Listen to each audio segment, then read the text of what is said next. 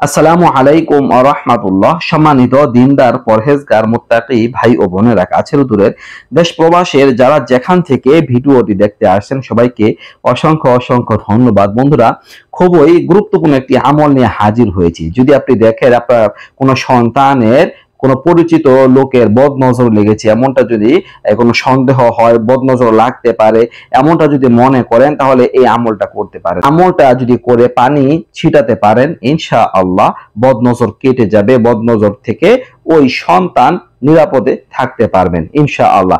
দর্শক, খুবই কার্যকরী একটি আমল, আল্লাহ তাআলা একটি সিফাতি নামের আমল। প্রথমে আপনি নামটা পড়ে শোনাচ্ছি। নামটা হচ্ছে আল হালিমু। আল হালিমু, হামজা লাম জবর আল, হা জবর হা, লাম ইয়াজির লি, আল হালি মিম পেশমু, আল হালিমু। আল হালিমু এর অর্থ হচ্ছে ধৈর্যশীল, সহনশীল। তো যদি আপনি দেখেন যে কারো বদনজর লেগেছে, কোনো সন্তানের যে কারো বদনজর লেগেছে, তখন আপনি এই নামটা 70 বার পাঠ করবেন। গনে গনে 70 বার পাঠ করবেন। পাঠ করে একটা পাত্রের পানির মধ্যে ফুঁক দিবেন।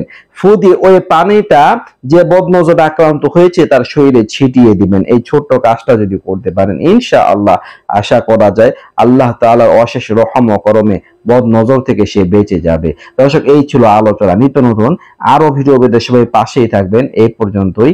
আসসালামু আলাইকুম ওয়া রাহমাতুল্লাহ।